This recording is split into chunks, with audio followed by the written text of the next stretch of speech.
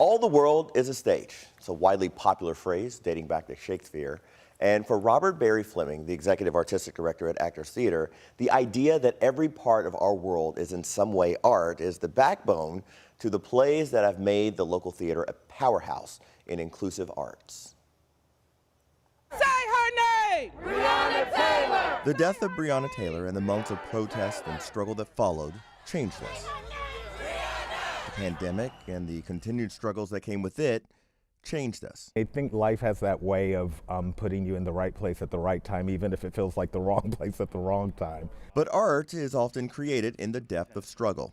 And Robert Barry Fleming, who took the reins at Actors Theater just months before the pandemic, knows it. That fluidity and that dynamic was, I think, life-changing, certainly for me personally, but for most of us. Our industry has been transformed. Inclusivity has been central to the mission of Actors since its early days in the 1960s. Today, that effort not only lives, it thrives, with the primary focus on us. Our colleagues at the Kentucky Performing Arts Center are remarkable. They're kind of a touring venue that bring productions in. We tend to be grassroots built from within our own community. So you'll see a lot of combinations of New York, LA, Chicago actors with local extraordinary talent behind the scenes, in front of the scenes, building and offering work that is relevant and resonant for our community specifically. Robert's deep understanding of us starts with growing up in Frankfort.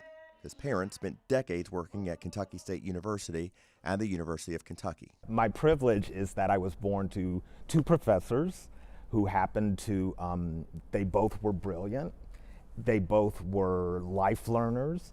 And so what they were understanding about the world and how they were engaging in the world, the challenges that they encountered and how they navigated them were just total gifts. After working on stages and at universities and theaters around the country, maybe that goes in that space. Robert has come back to Kentucky to continue the legacy of service started by his parents. We're surrounded by brilliant people every single day sharing their stories, and being able to find the way to say, that story sounds a lot like this story, sounds a lot like that, is the biggest gift in understanding how connected we really are. You can find out more about upcoming shows at Actors Theater on the Actors Theater website. That's actorstheater.org. And I'll tell you, Robert is one of those people where just his word choice in any given sentence is artistic. You can listen to the way that you would naturally say something as a professional speaker, and then you listen to him say it, and it's just a fascinating conversation. And one of the most difficult things I've had to do in a long time is take a conversation like that and then break it down to like a 2-minute. Yeah. It's impossible when you have somebody that fascinating. Absolutely. I loved hearing about his story. I loved hearing about him. I'm glad that you were able to get him and sit Yeah. down with him. That's